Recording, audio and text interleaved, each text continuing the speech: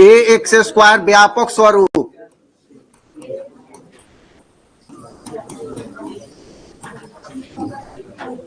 ए x square plus b x plus c बराबर 0।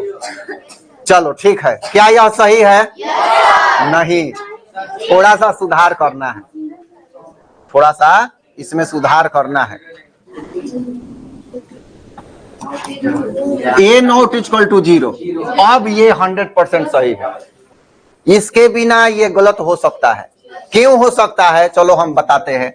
हमने ए बराबर 0 कर दिया तो 0 x square plus b x plus c बराबर 0 हल कर देते हैं। ये 0 का 0 0, बी एक्स प्लस सी बराबर 0। क्या यह द्विघात है? नहीं है ना, नहीं है। तो ये लिखना जरूरी है, क्वेश्चन आ जाएगा। अगर ये नहीं लिखोगे तो दिक्कत हो जाएगा।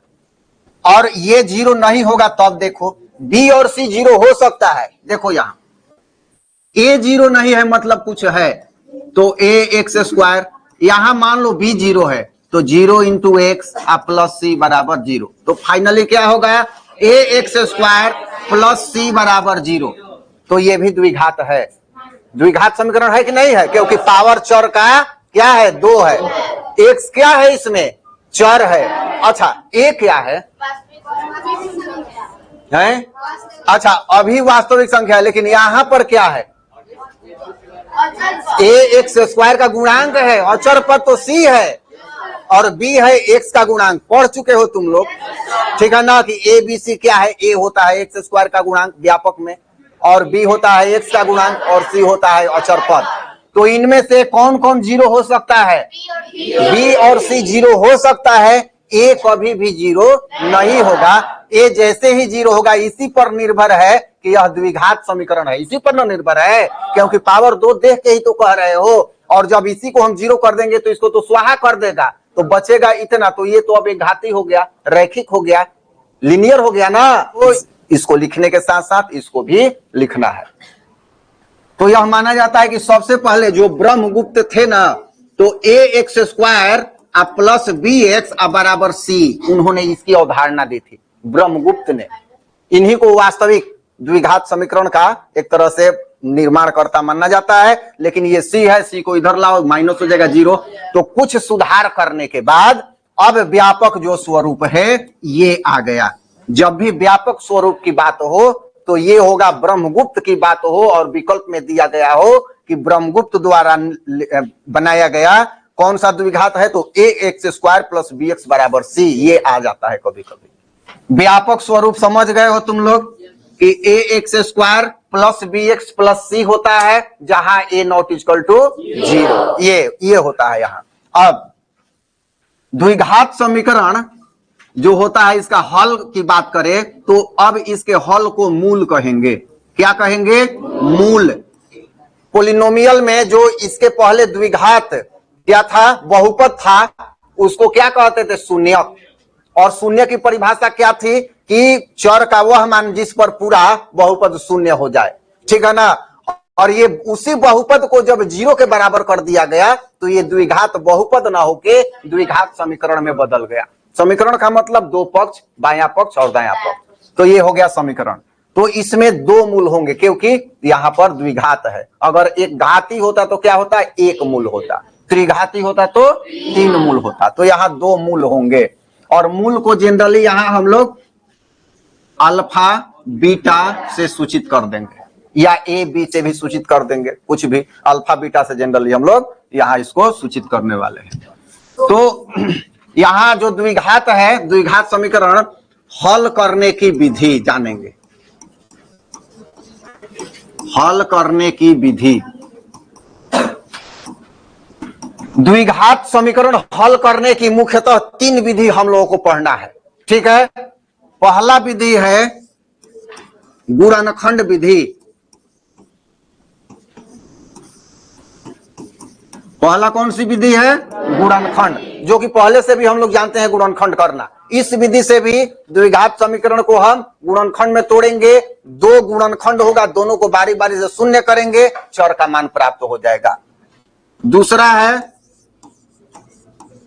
पूर्ण वर्ग विधि।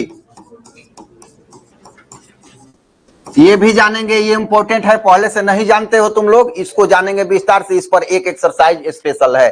तो पूर्ण वर्ग विधि, किसी भी बहुपद जो यहाँ पर द्विघात समीकरण है इसको वर्ग बना दिया जाता है। जैसे मान लो इसको हम करते करते यहाँ जब हम दिखा दिए कि a प्लस बी का ये होल स्क्वायर बराबर 0 हो गया, तो इसको हम लिख सकते हैं a प्लस बी और क्या हो जाएगा a प्लस बी बराबर 0, दोनों को बारी बारी से 0 कर देंगे, हो जाएगा। तो इसको पूर्ण वर्ग विधि कहते हैं, ठीक है।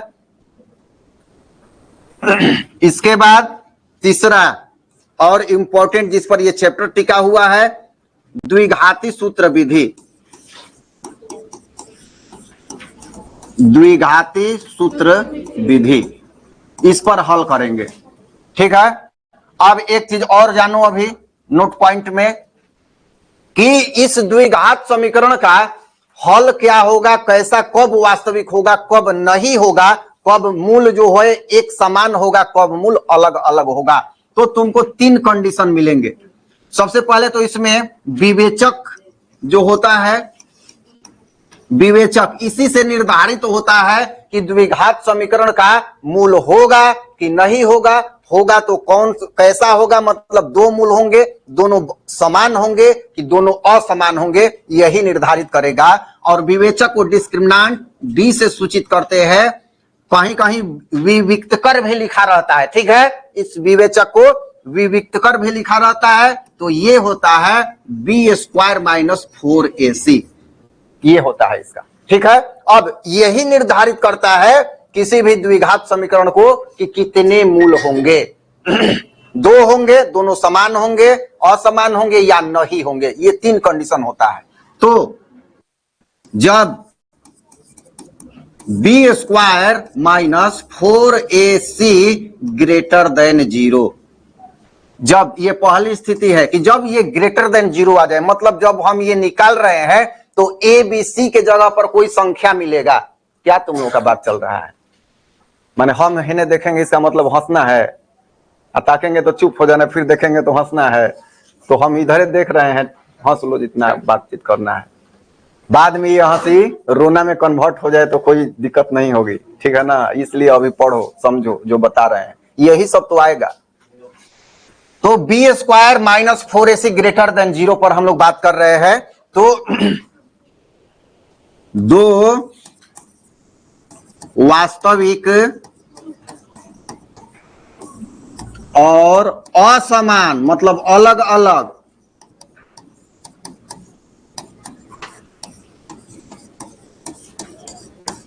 असमान मूल होंगे।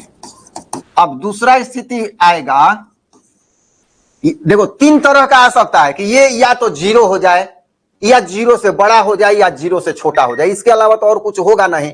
मान लो हम तुलना कर रहे हैं कि हमारे पास जो पैसा है या तो तुम्हारे पैसे से ज्यादा है, या तुम्हारे पैसे से कम है, या तुम्हारे पैसे के बराबर है, यही ना 3 स्थिति होगा। और दूसरा हम कह ही नहीं सकते हैं, तो वही स्थिति इसमें भी है, या तो बड़ा होगा 0 से, या तो छोटा होगा 0 से, या तो बराबर होगा 0 के। बस याद रखने का तरीका 3 ही होगा।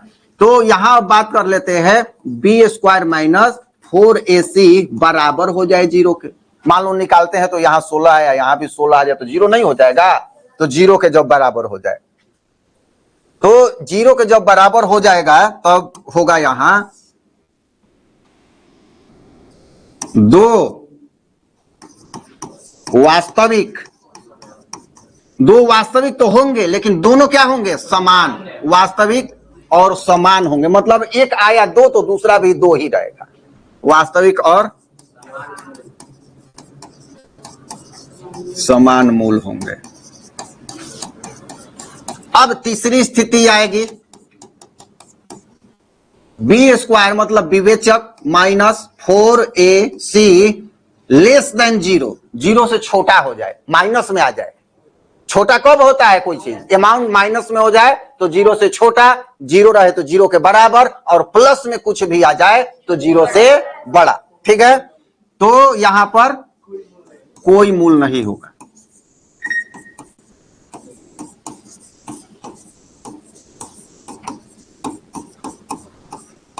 हम चेक करेंगे द्विघात को समीकरण जो मिलेगा, अगर ये माइनस में आ गया मतलब ये कंडीशन आ गया तो उसको वहीं स्टॉप कर देंगे, नहीं बनाएंगे, क्योंकि इसका कोई मूल निकलेगा ही नहीं। तो ये 3 तरह के मूल होंगे। विवेचक जो निर्धारित करेगा, यहां पर विवेचक जो है डी से सूचित करते हैं, बी स्क्वायर माइनस 4ac। अब यहीं पर ये गुणनखंड विधि तो जानते हो, इसके लिए सूत्र नहीं है। पूर्ण वर्ग विधि के लिए भी कोई सूत्र नहीं है, नियम जरूर है, नियम लिखवा देंगे, बनवा देंगे। द्विघाती सूत्र के लिए एक सूत्र है, तो द्विघाती सूत्र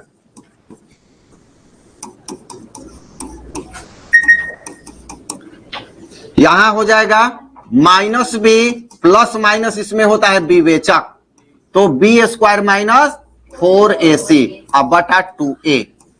ये प्लस माइनस निर्धारित करता है कि 2 बार होगा, तो ये एक नया ऐड करने वाला है द्विघाती सूत्र में। एकमात्र यही सूत्र है जिसपे सारा क्वेश्चन बनेगा। कुछ ना आए तो इस विधि से बना देना है, ठीक है। तो कुछ नोट पॉइंट है, इसको नोट करो तुम लोग, इंपॉर्टेंट है। वही लिखा यहां पर लिखे हैं जो कि नोट करना है, बाकी कोई कुछ लिखे नहीं है। ये इसको लिखना तो यहाँ द्विघाती सूत्र लाइन से भी लिख सकते हो, इधर लिखे हैं, कोई दिक्कत नहीं, ये अलग है, ये अलग है।